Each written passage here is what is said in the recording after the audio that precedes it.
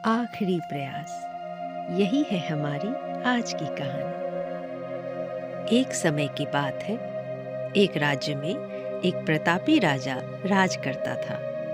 एक दिन उसके दरबार में एक विदेशी आगंतुक आया और उसने राजा को एक सुंदर पत्थर उपहार में दिया। राजा वह पत्थर देख बहुत प्रसन्न हुआ। उसने उस पत्थर से भगवान विष्णु की प्रतिमा का निर्माण कर उसे राज्य के मंदिर में स्थापित करने का निर्णय लिया और प्रतिमा निर्माण का कार्य राज्य के महामंत्री को सौंप दिया। महामंत्री गांव के सर्वश्रेष्ठ मूर्तिकार के पास गए और उसे वह पत्थर देते हुए बोले, महाराज मंदिर में भगवान विष्णु की प्रतिमा स्थापित करना चाहते हैं। 7 दिन के भीतर इस पत्थर से भगवान विष्णु की प्रतिमा तैयार कर राजमहल पहुंचा देना। इसके लिए तुम्हें 50 स्वर्ण मुद्राएं दी जाएंगी।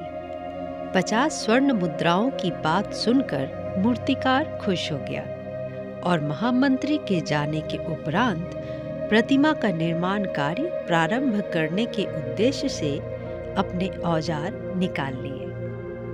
अपने औजारों में से उसने एक हथौड़ा लिया और पत्थर तोड़ने के लिए उस पर हथौड़े से वार करने लगा, किंतु पत्थर जैसा का तैसा रहा।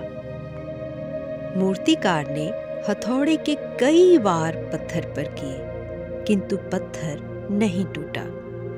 50 बार प्रयास करने के उपरांत मूर्तिकार ने अंतिम बार प्रयास करने के उद्देश्य से हथौड़ा उठाया, किंतु यह सोचकर हथौड़े पर प्रहार करने के पूर्व ही उसने हाथ खींच लिया कि जब 50 बार वार करने से पत्थर नहीं टूटा तो अब क्या टूटेगा।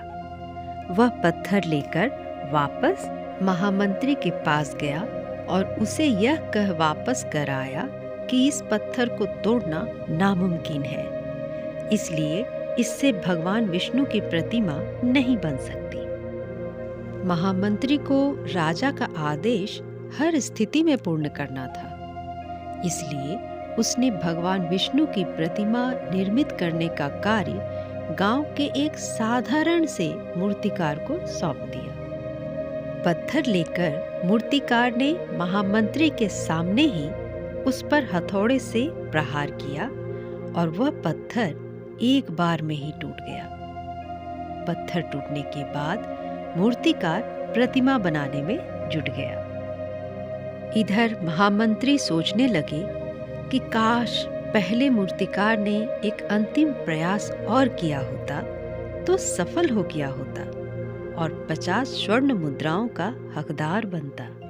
हम भी अपने जीवन में ऐसी परिस्थितियों से दो चार होते रहते हैं। कई बार हम 1-2 प्रयास में ही असफलता मिलने पर आगे प्रयास करना छोड़ देते हैं, जबकि हो सकता है कि कुछ प्रयास और करने पर कार्य पूर्ण हो जाता।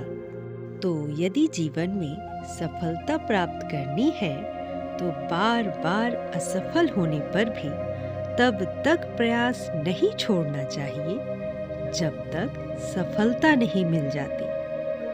क्या पता जिस प्रयास को करने के पूर्व हम हाथ खींच लें वही हमारा अंतिम प्रयास हो और उसमें हमें कामयाबी प्राप्त हो जाए।